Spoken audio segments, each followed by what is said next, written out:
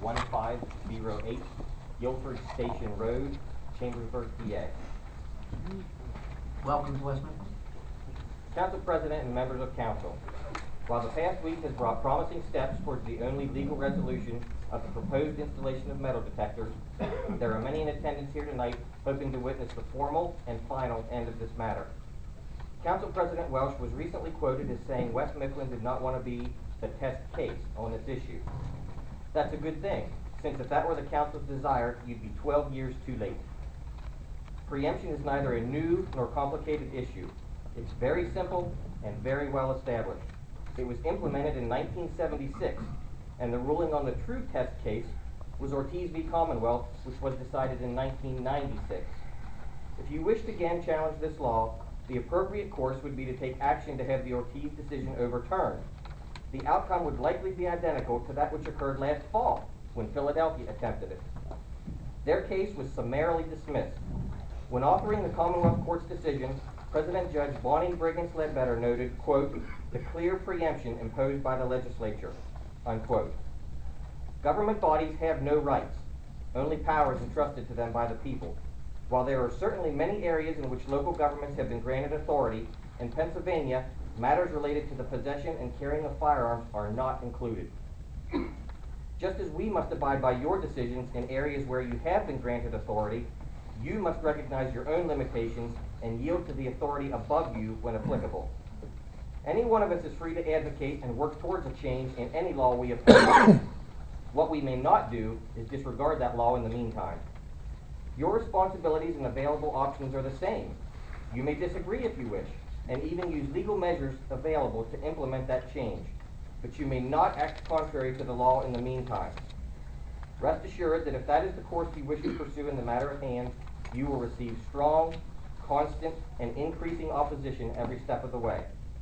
I encourage council to take the necessary steps required by Pennsylvania's open meetings law to officially abandon their unenforceable proposal.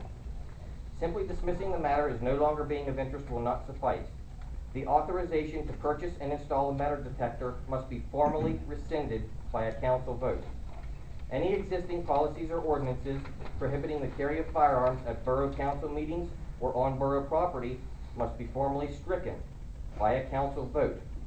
Until these things take place, these issues will remain and will not only continue to draw unwanted attention and vocal opposition, but will also continue to place the borough at risk for legal action. Thank you.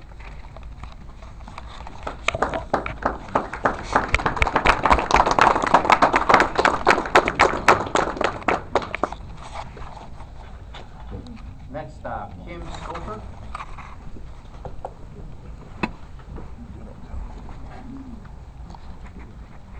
If you would, please state your name and address and welcome to West Mifflin.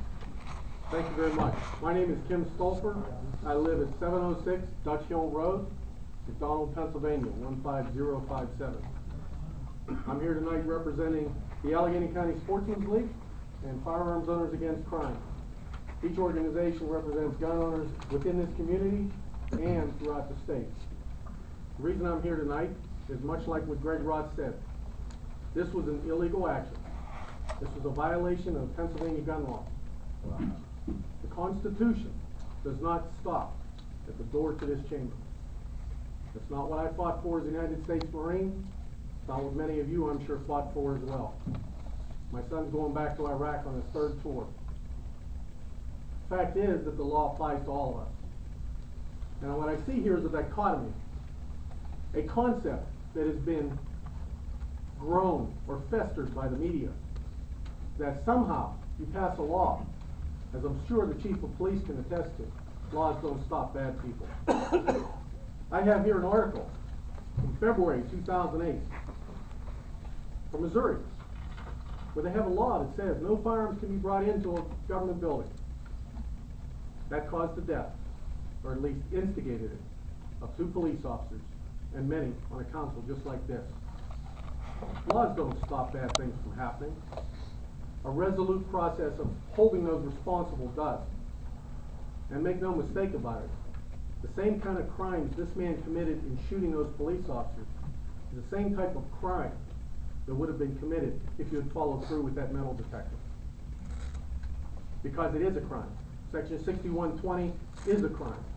It establishes that. Section 6119 makes misdemeanor 1 the attempt to instigate that, as well as criminal conspiracy. But I applaud you for following through and changing your mind. Something the city of Pittsburgh isn't doing. And I would also point out that in addition to the Ortiz decision, we have a Commonwealth Court decision recently that reaffirmed that, as well as a standing court order that I believe all of you got an email from me that shows that that action would have been illegal. And in fact, the chief of police, who swears an oath to support and defend the Constitution as well as enforce the laws of this Commonwealth, would have been compelled to arrest each and every one of you that voted for it. That's the laws that we work within. That's the laws that we ask our elected leaders to work within as well. And I have to tell you that I've been doing this for over 20 years. And it is sometimes very ironic that I have to come before a body like this and discuss these issues, because I attempted to do it professionally behind the scenes, and I was pretty much separated from that possibility. But I remain open to working with you on issues like this. But make no mistake, we will back the Constitution that says the right of a citizen to bear arms in defense of themselves and the state shall not be questioned. Shall not be questioned. There's 128 pages of questions that currently exist. 78 of them added since 1995. And crime is expanding across this Commonwealth. So my suggestion to you is to look to enforcement and make sure that the bad people are put away, so law enforcement, as well as the citizens of this Commonwealth and this community, are spared the indignity and the violence that is so prevalent that you would like to see go away, as well as us. But in any event, laws don't stop bad people. Only resolute, determined individuals do. That's why we have law enforcement. And that's why many in this room have come here tonight to express their desire to you, each one of you, that we believe strongly in the Constitution. And we have fought for it, and we will continue to fight for it. The Allegheny County Sportsman's League has been around since 1921. Older than virtually everyone in this room, I would imagine. So my question to you, or my implorement to you, is to read what the Constitution says and to work within the confines of the law. We will, and we'll be watching. Thank you for your time, and I appreciate the opportunity to speak tonight. Thank you.